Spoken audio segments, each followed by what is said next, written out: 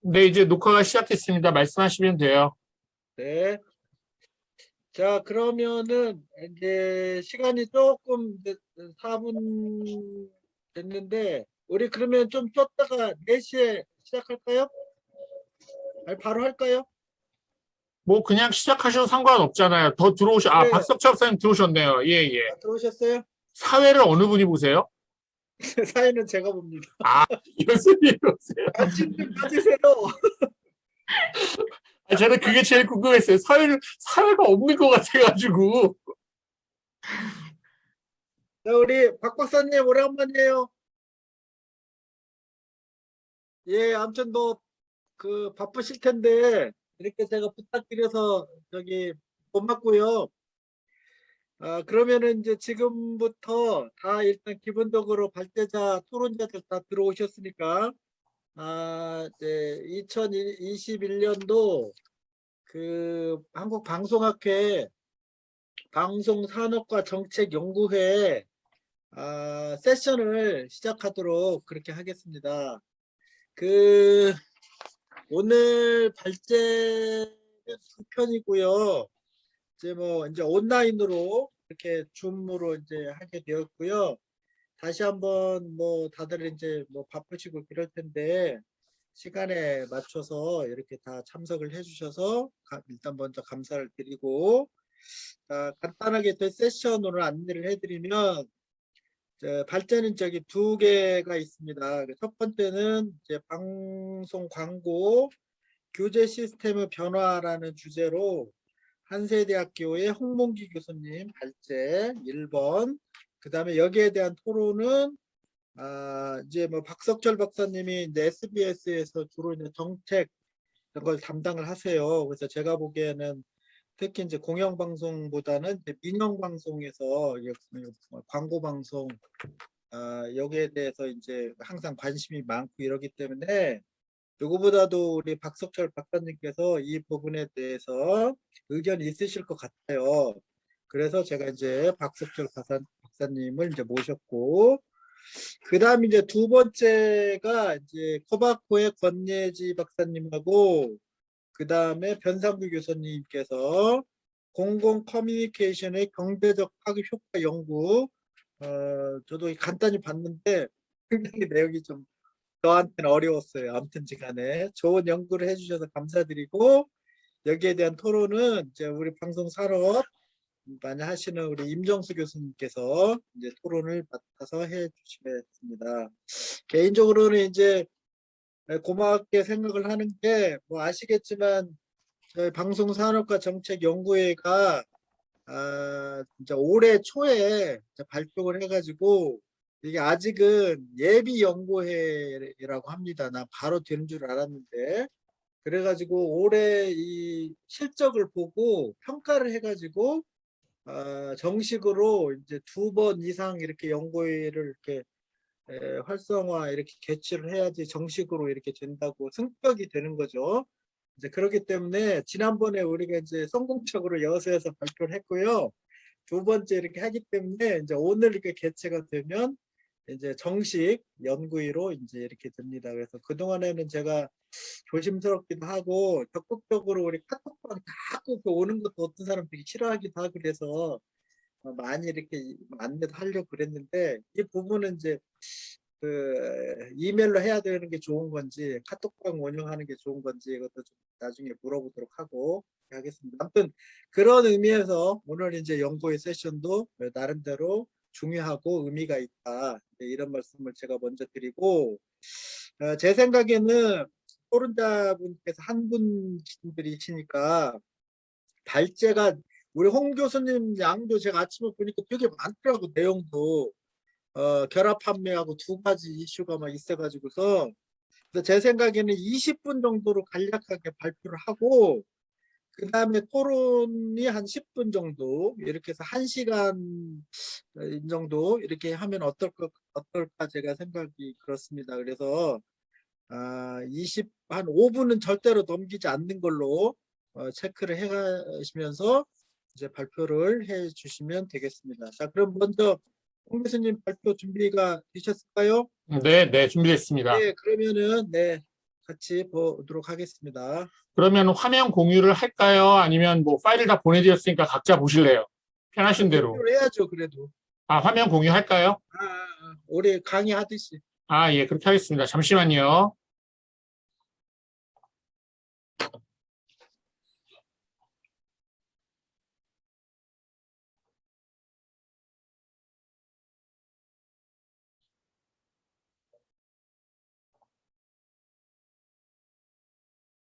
학생들이 이렇게 하면 엄청 짜증날 것 같아요. 나 아까 조금 전에 했는데 한번 튕겨가지고요.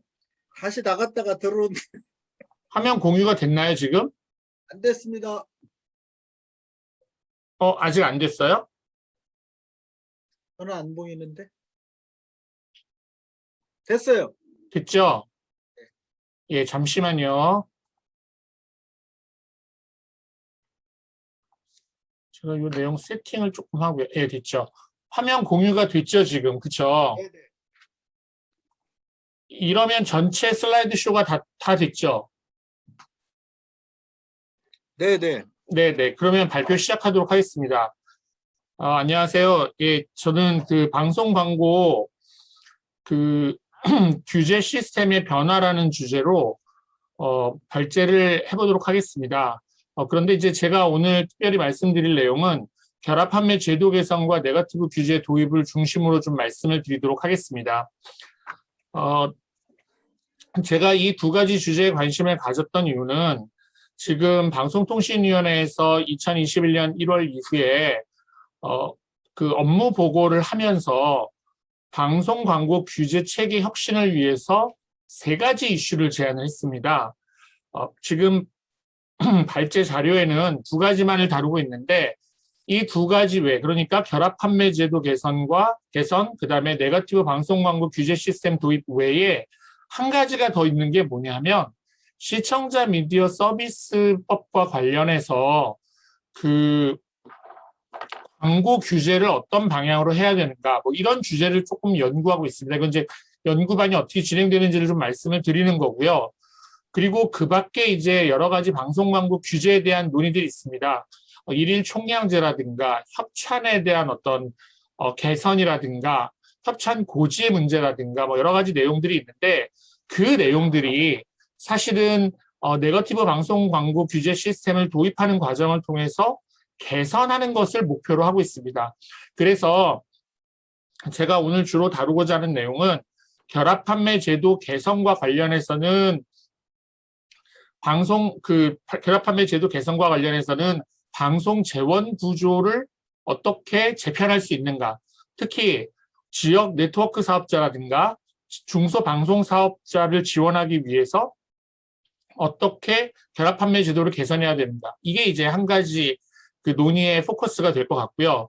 또 다른 하나는 네거티브 방송 광고 규제를 도입한다고 하는데 그 네거티브 방송 광고 규제 시스템은 어떤 것인지, 그리고 실질적으로 적용을 하게 되면 우리가 지금까지 논의했던 여러 가지 문제들, 뭐 예를 들면 협찬의 문제라든가 총량제의 문제라든가 아니면 그 가상 간접 광고와 협찬의 유사성의 문제라든가 그 기타 등등 여러 가지 현안들이 있습니다.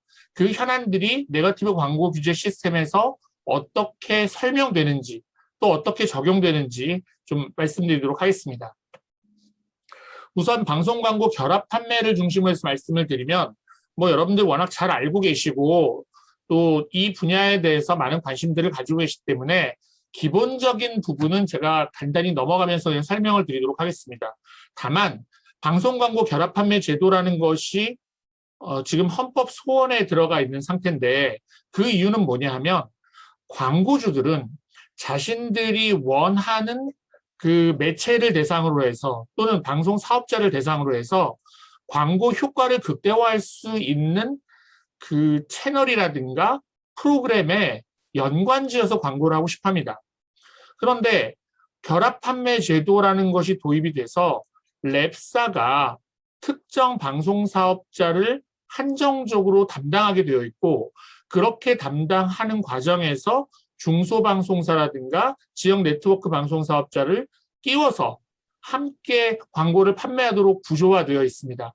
여러분들 잘 아시기 때문에 뭐 더 깊이 있게 말씀은 안 드릴게요. 다만 지금 보고 계시는 그 슬라이드 3쪽의 맨 밑에 보시면 결합 판매라고 하는 것은 결합 판매대로의 가치가 있고 방송 광고라고 하는 것은 광고주가 추구하는 방송 광고로서의 가치가 있는데 결합 판매의 가치라고 하는 다양성, 지역성, 책임성, 공공성과 같은 공익성의 문제를 광고주의 입장에서는 효율성, 효과성, 선택의 자유, 수익성의 문제를 통한 상업성의 구현의 입장에서 봤을 때는 상반된 개념이라는 겁니다. 그렇기 때문에 결합 판매 제도라고 하는 것이 방송 광고의 가치를 훼손하고 이렇게 방송 광고의 가치를 훼손하게 되면 광고주 입장에서는 영업의 자유라고 하는 헌법이 보장한 직업 선택의 자유라든가 영업의 자유를 저해한다는 것이 위헌 소송의 핵심적인 골자입니다. 그래서 그런 맥락에서 좀 논의를 해보면 결국 방송 광고 결합 판매 제도라는 것이 도입된 목적은 방송의 과도한 상업성을 사전에 막고 그것을 통해서 그 중소방송사라든가 지역 네트워크 사업자들이 그 방송의 공익성의 전제 조건이라고 얘기하는 다양성, 프로그램의 다양성, 프로그램 내용의 다양성, 그다음에 지역성, 로컬리티, 그리고 이 과정에서 등장할 수 있는 중소방송 사업자 또는 종교방송 사업자들 또는 공공방송을 표방하는 방송 사업자들의 책임성과 공공성의 문제를 다루도록 함으로 해서 사실상 방송 광고 시장에 있어서 어떤 균형적이고 안정적인 틀을 유지하려고 하는 것이 방송 광고 결합 판매 제도의 목적이었습니다. 그런데 실질적으로 방송 광고 결합 판매가 이루어지는 과정을 살펴보면 6페이지 정도를 보시게 되면 이해하실 수 있을 텐데 결합 판매 대행을 하는 그러니까 랩사죠. 랩사가 나뉘어지고 이것과 관련돼 있는 지상파 방송사가 나뉘어지고 지역방송 네트워크사라든가 중소지상파 방송 네트워크 사업자들이 나뉘어지는데 이 과정에서 아까 제가 말씀드렸던 바로 그 부분 각각의 사업자들이 자신들이 추구하는 가치 그러니까 방송의 공익성의 측면에서는 중소지상파 방송사업자나 지역 네트워크 방송사업자가 방송 사업을 하는 그 가치 또는 그 목적에 부합하는 내용이고 결합 판매를 지원하는 사업자 입장에서는 이와 같은 그 지원 대상 사업자들에게 결합 판매대에서 광고를 판매하게 되면 손해가 발생하는 그리고 광고주 입장에서는 제대로 된 광고 효과를 낼 수 없는 이런 문제가 발생하는 겁니다. 그래서 실제로 뭐 여러 가지 내용들이 있는데 이와 같은 상황이 그 결합 판매 제도가 처음 도입될 때부터 논란의 여지가 있기는 했었는데 그때 이제 그때 그 당시에 뭐 어떤 논란거리가 있었을 뿐이지 실제로 어떻게 적용될지 몰랐는데 지금 8페이지에 나타나 있는 그래프를 보시게 되면 그 MBC, KBS, SBS의 그 방송 광고 매출 점유율이 계속 떨어지고 있다는 걸 아마 보실 수 있을 겁니다. 그래서 지금 보시게 되면 이제 MBC의 경우 요 라인을 말씀드리는 거고 KBS의 경우 이 파란색 라인 말씀드리는 거고 그 다음에 SBS의 경우에는 요 은색 라인을 말씀드리는 건데 이 세 라인이 공통적으로 다 밑으로 떨어지고 있습니다. 이것은 무엇을 의미하는 거냐면 방송 광고 매출이 줄어들고 있다는 걸 의미하는 건데 지상파 방송 사업자들의 방송 광고 매출액이 줄어들고 있기 때문에 실제로 결합 판매되는 비율이 지상파 방송 광고 매출액이 54.4% 줄어들 때 실제로 결합 판매 광고 매출액도 55.9% 유사한 비율로 줄어들었다는 결과를 볼 수 있습니다. 그래서 결국은 이와 같은 결합 판매라는 것이 문제가 되는 것이 아니냐. 그래서 원래 결합 판매 제도가 가지고 있었던 유용성이라든가 결합 판매 제도와 관련해서 기대했던 부분들, 즉 공익적 가치 실현이라는 것은 제대로 실현되지 않았고 그렇다고 해서 이런 중소방송사라든가 지역 네트워크 방송사업자들이 제대로 된 공익적 가치도 실현하지 못하는 상태에서 자생력까지 잃고 있다는 문제가 발생하는 동시에 그 지상파 방송 사업자들은 방송 광고 매출이 줄어들고 있는 상황에서 네트워크 사업자라든가 중소방송 사업자하고 연계해서 결합 판매를 하는 상황이 자신들의 광고 매출에도 부정적인 영향을 미친다고 생각을 하기 시작한 겁니다. 그래서 결국은 그 방송 광고 결합 판매에 대해서 한시적으로 일몰제를 뭐 한꺼번에 폐지할 수는 없으니 일몰제를 도입해야 된다라는 의견들이 대두되기 시작했고, 그렇게 일몰제를 도입할 경우에 중소방송사를 지원할 수 있는 방법 또는 미디어 랩사를 통해서 중소방송사를 지원할 수 있는 방법들이 마련돼야 된다라는 의견들이 등장하기 시작했습니다. 이 부분과 관련해서는 뒤에 제가 표로 정리했으니까 그때 다시 한번 설명드리도록 하겠습니다. 지상파 방송 결합 판매와 관련해서 광고주들은 앞서서 제가 말씀드린 것처럼 매체 영향력이라든가 노출 효과라든가 시청률과 같은 객관적인 지표를 무시하고 결합 판매가 이루어지고 있기 때문에 사실상 광고 효율성에 문제가 있다는 부분을 지적하고 있고, 지상파 방송 사업자들의 경우에는 방송 광고 매출에 따라서 지원금이 부담이 된다. 그러니까 지원 계획의 이행 정도라든가 결합 판매 비율에 대한 것들을 한정적으로 이미 정한 대로 하기가 어려워지는 상황이 자꾸 발생한다. 이런 문제가 제기되고 있습니다.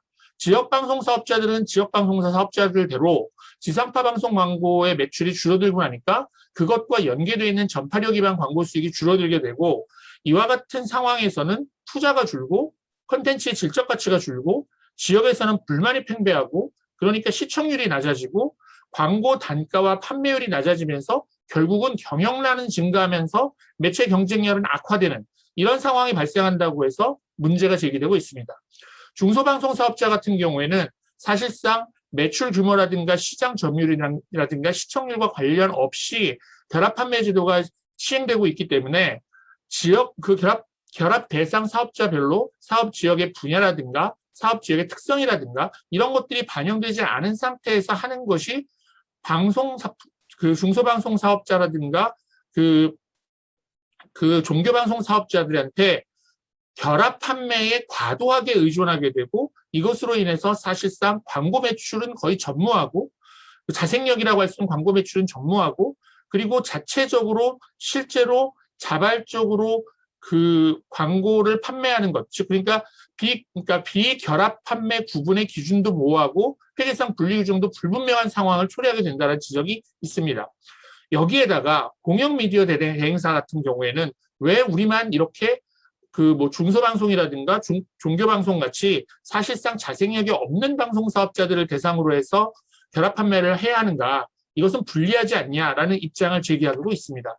이처럼 결합 판매 제도와 관련해서 여러 가지 이슈들이 발생하게 되는데, 그것이 결국에는 핵심적으로는 결합 판매 제도가 위헌 소송이 제기됐을 때 핵심적으로는 광고주의 재산권 행사를 저해하는지 여부와 관련되어 있는데, 헌법재판소에서 현재 결합 판매 제도의 위헌 소송을 살펴보고 있는 관점은 광고주의 재산권 행사를 저해할 때 법률에 근거하고 있는지, 그렇게 재산권을 행사하게 되면 공공복리에 정말 문제가 되는 것인지, 아니면 재산권을 수용하는 과정에서 실제로 공공 필요에 의해서 이루어지고 있는 것인지, 이와 같은 여러 가지 내용들에 대해서 법과 보상의 문제 관점에서 살펴보고 있습니다. 그래서 이 같은 원칙은 결국 비례의 원칙, 최소 침해의 원칙, 균형성의 원칙, 적합성의 원칙과 같은 것에 의해서 검토되고 있습니다. 만약에 이와 같은 논의 과정을 통해서 결합 판매 제도가 합헌, 헌법 불합치, 위헌 판결이 났을 때 어떻게 할 것인가에 대한 논의들이 있는데, 그 논의들은 합헌일 경우에 방송통신위원회는 합헌일 경우라 하더라도 결합 판매 제도는 문제가 있으니 5년이라고 하는 시간적 여유를 두고 단계적으로 비중을 축소하는 등 단계적으로 일몰제를 적용하겠다는 생각입니다. 그리고 그 방향으로 추진되고 있고요. 그 다음에 헌법 불합치 판정이 났을 경우에는 빨리 이것을 개선해야 되는데, 일몰되는 시점이 한 3년 정도, 그리고 만약에 위헌이라고 판결이 나게 되면 지역 중소방송사의 광고 수입 문제가 있기 때문에 방발기금 징수율을 조정하거나 기금 지원을 확대해서 문제를 해결해야 되지 않는다라고 생각하고 있습니다.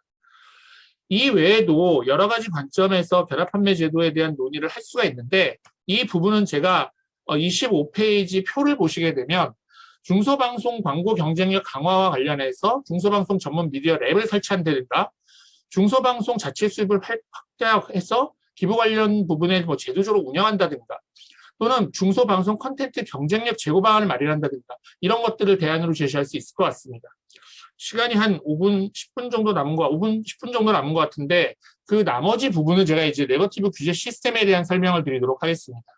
뭐 여러분들 워낙 잘 알고 계시니까 네거티브 규제 시스템이 무엇인가에 대한 설명보다는 네거티브 규제 시스템을 적용했을 때 그 규제라는 그 네거티브 규제가 적용되는 방식을 좀 먼저 말씀을 드리도록 하겠습니다. 네거티브 규제를 하는 방식은 방송 광고 유형이 현재 7가지로 나뉘어져 있는데 그것들을 프로그램 내 광고와 프로그램 외 광고로 분류하고 프로그램 내 광고에 대해서는 총량제를 적용하고 프로그램 외 광고에 대해서는 총량제를 적용하고 프로그램 내 광고에서는 기존에 적용되던 프로그램 내 광고 관련 적용 원칙들을 단순화시키고 통합시키고 일원화시켜서 일관성 있게 적용하는 것을 원칙으로 하고 있습니다. 이것이 뭘 의미하는 건지는 제가 뒤쪽으로 가면서 또 이슈별로 좀 정리해 보도록 하겠습니다.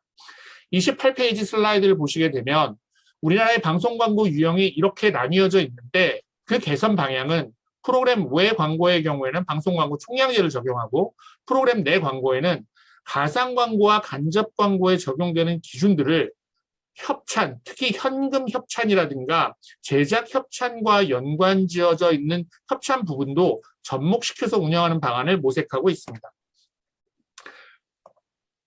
이것을 적용할 때 이제 조금씩 문제가 되는 원칙이 뭐냐면 프로그램 외 광고의 경우에는 기본적인 원칙이 프로그램과 광고를 분리하는 것이 원칙입니다.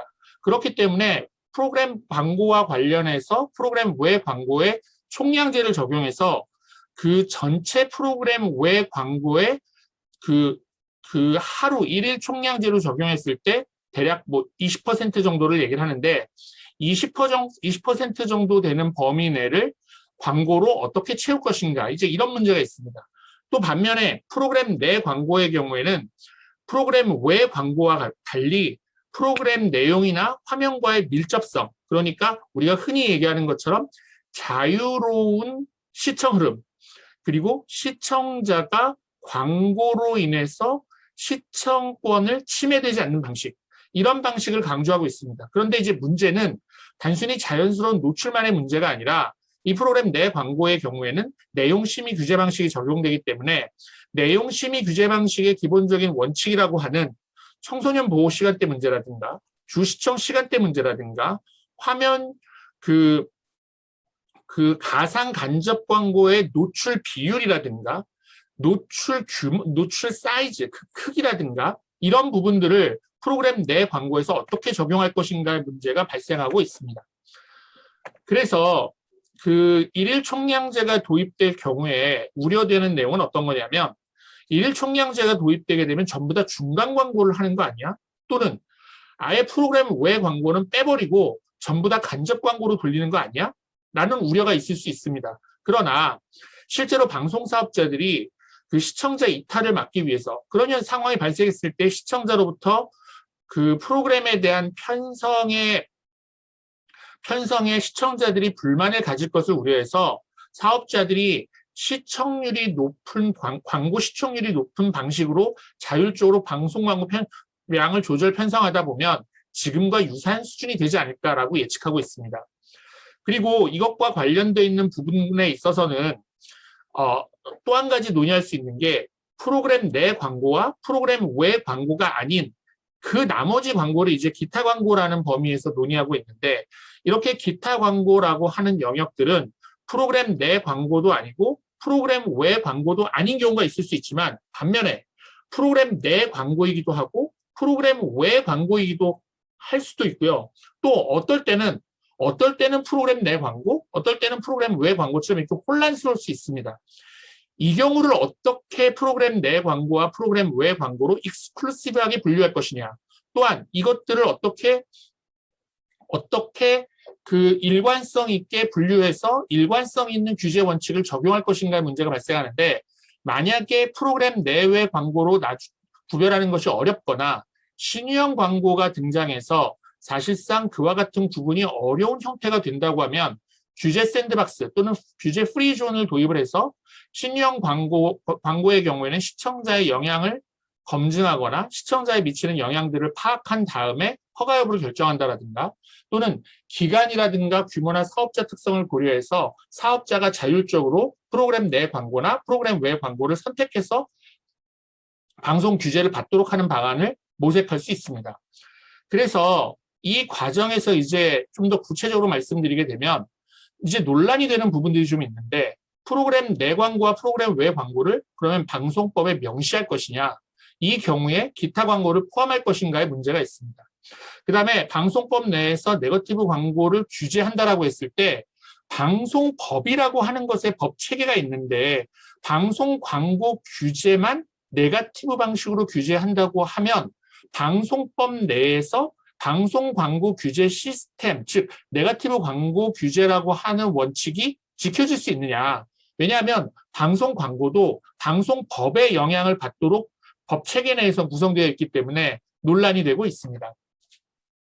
그 밖에 앞에서 제가 말씀드렸던 여러 가지 내용 중에서 중요하게 논의되는 것 중에 하나는, 가상 광고와 간접 광고는 사실상 유사한 광고로 간주해서 앞에서 제가 말씀드렸던 네거티브 광고 규제 원칙인 단순화의 원칙에 적용할 수가 있는데, 문제는 이제 간접 광고와 유사한 그 협찬, 특히 제작 협찬의 경우에 어떻게 할 것인가가 논란이 되고 있습니다. 38페이지 밑에 보시게 되면 빨간색으로 어떻게 적용할 것인가에 대한 얘기가 있는데, 간접 광고 비율이 현재 7%, 가상 광고 비율이 7%라고 했을 때, 그러면 종량제 원칙을 적용해서 가상 간접 광고의 비율을 14%로 적용해 줄 거냐, 아니면 지금도 이미 14%로 되어 있는데 여기에 실제로 가상 간접 광고가 운영되는 비율을 내부적으로 검토를 해보니까 10%라고 하더라고요. 그러면 10%로 그 기준을 정할 거냐. 여기에 또 한 가지 주목할 부분은, 가상 간접 광고와 유사하다고 하는 그러니까 현금 협찬 또는 제작 협찬의 경우에 이와 같은 부분들을 어떻게 그 비율을 정할 것인가의 문제가 발생하고 있습니다.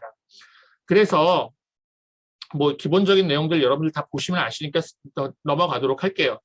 그래서 결국은 이 네거티브 규제와 관련해서는 지금 보시고 그 41페이지에서 보시는 것처럼 자막형 광고처럼 그 신유형 광고로 등장하고 있는 그 광고의 경우에 어떻게 적용할 것인가. 잠시만요. 지금 혹시 이게 화면이 끊길 수 있을 것 같거든요. 10분 후에. 그러면 제가 다시 접속을 하도록 할게요. 다시 접속해 주세요. 예. 그래서 이럴 경우에 그 민영방송에 대한 거 또는 이런 총량제나 네거티브 규제를 민영방송이나 공영방송에 대해서 좀 다르게 적용해야 되지 않는가에 대한 논의가 있습니다. 지금 그 밖의 내용들, 뭐 결합 판매에 대한 거라든가 네거티브 규제와 관련해서 제가 뭐 정리할 내용들이 좀 있기는 한데, 46페이지 그 맨 마지막 페이지를 보시게 되면 방송 광고 규제 효율성과 관련해서 네거티브 규제가 가지고 있는 기대하는 부분은 뭐냐면, 방송 광고 규제 대상을 프로그램 내 광고와 프로그램 외 광고, 그리고 신유형 광고까지 포함할 수 있는 기타 광고로 보기 때문에 규제 대상을 단순화했다는 점. 그 다음에 규제에 있어서 프로그램 외 광고의 경우에는 총량제를 원칙으로, 프로그램 내 광고의 경우에는 프로그램 내 광고에 기존에 적용됐던 여러 가지 원칙들을 단일화시키고 그것을 일관성 있게 적용하는 것을 원칙으로 그 규제 개선 방향이 이루어지고 있습니다. 그렇기 때문에 이와 같은 내용이 적용되게 되면 앞으로 방송 광고 규제를 할 때 이 네거티브 규제에서 중요하게 얘기하는 원칙적 효용 예외적 규제 방식은 무엇을 규제할 것인가를 정하는 것인데, 이 무엇을 규제할 것인가를 구체적으로 정하는 데 있어서 방송 광고 규제 대상을 구체화하고 그 규제 방식을 체계화함으로써 규제 효율성을 높일 수 있지 않을까, 이렇게 기대가 됩니다. 이상으로 발제를 마치도록 하겠습니다. 감사합니다. 예, 수고하셨습니다. 아주 뭐 방대한 양이어서 제가 25분 시간을 이렇게 제한해가지고 이게 가능할까 싶었는데, 역시 우리 그 전문가라 그런지 아주 중요한 포인트 위주로 딱 시간을 맞춰서 말씀을 잘 이렇게 해주신 것 같아요. 그래서 이제 토론은 제가 이제 우리 이제 민영방송에 계신 이제 박석철 박사님을 모셨는데 박사님 이제 토론을 듣고 이 이후에도 제가 보니까 막 권여준 박사님도 좀 코바코에 계시기도 하고 또 결합 판매 같은 경우에는 네트워크 지역 방송사에 계신 분도 좀 모셨으면 좋겠다. 내용이 이런 줄 알았으면 뭐 그런 아쉬움이 있는데요. 우리 발제자, 토론자 역할에 상관없이 의견이 있으시면 여기 들어오신 분들 다양하게 의견을 좀 이렇게 주시면 좋을 것 같습니다. 자, 그러면은 우리 박석철 박사님 토론 가능할까요? 지금?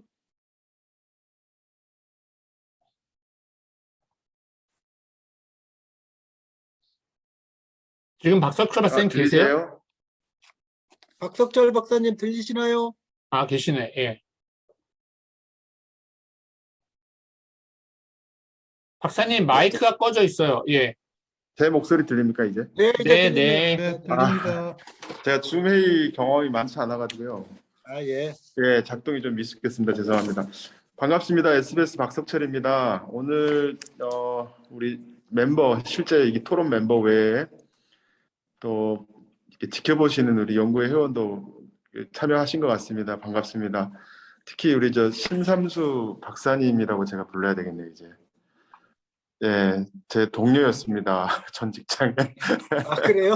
예, 예. 아, 학계로 오신 것 같습니다, 이제. 물론 업계에 계시면서 학계 활동을 하실 것 같은데, 예, 정말 반갑습니다. 아까 신삼수 박사님을 초대했다 그래서 제가 아는 신삼수 박사님, 신삼수님이 맞는지 확인하고 싶었는데 실제 맞더라고요. 그래서 너무 반가웠다는 말을 뭐 사적인 얘기지만 좀 드리고 싶네요.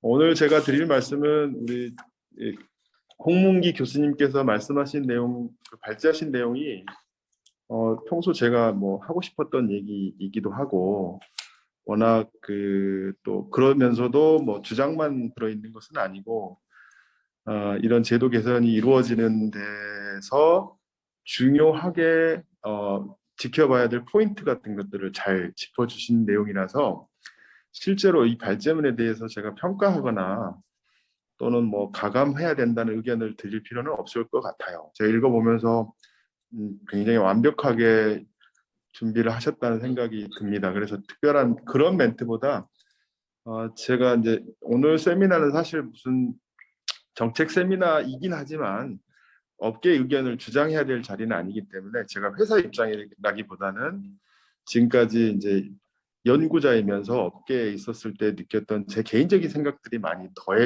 더해진 그냥 일반론적인 이야기 위주로 시간에 맞춰서 한번 말씀드려 보겠습니다. 하다가 선생님 제가 몇 분 정도 이야기할 수 있습니까?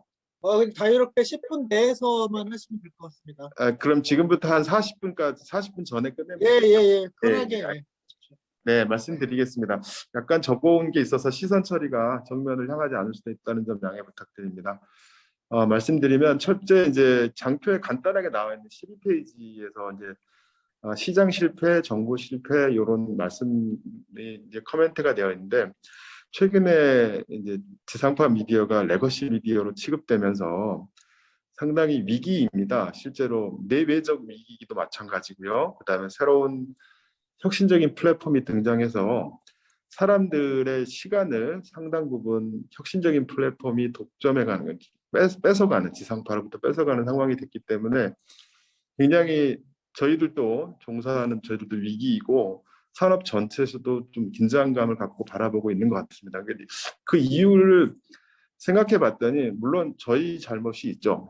새롭게 변화하는 시대에 적응하지 못했던 저희 잘못은 당연히 있는 것이고 그거를 저희가 부정하고 싶은 생각은 아닌데 오늘은 이제 정책 토론이기 때문에 정부의 시각에 대해서 좀 제가 생각을 해봤더니 그동안 우리나라 방송 정책은 이제 일종의 시장 실패를 전제하고 정부의 개입이 정당화됐던 것 같아요. 그러니까 정부가 가만히 두면 시장에 왜곡이 일어날 거라고 생각을 했었는데 실제로 자유롭게 경쟁해 본 다음에 정부가 개입한 적은 없었고요.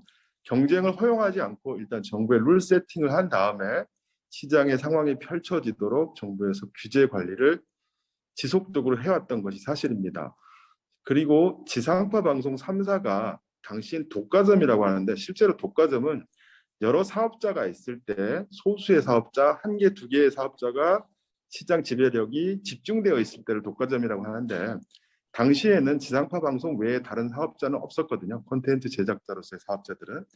그렇기 때문에 독과점은 아닌데 신규 뭐 PP라든지 그 이후에 생긴 종편이라든지 채널 사업자들을 규제기관이 육성하고 싶은 취지는 이해하지만 일종의 하향 평준화 정책을 통해서 그러니까 말하자면 지상파의 경쟁력을 약화시키는 방식으로 신생 사업자의 경쟁력을 키우려고 하는 그런 시각들이 많이 개입되었기 때문에 실제로 지상파 방송사의 경쟁력은 변화하는 환경에 맞춰서 상승되기 어려운 상황이 되었고 그렇다고 해서 신생 사업자들이 우뚝 설 수 있는 그런 구조였냐? 그건 또 아니었습니다. 왜냐하면 신생 사업자 중에서도 자본력을 갖춘 대기업의 MPP만 성장할 수 있었고 물론 종편은 별개의 문제입니다만 신생 사업자가 자유롭게 경쟁할 수 있는 구조도 아니었다는 거죠. 그 이유가 결국은 지상파 방송 그래서 결국은 계속해서 지속적으로 했던 것이 지상파 방송사의 경쟁력을 약화시키는 방식인데 이건 전부 다 국내용 정책이거든요.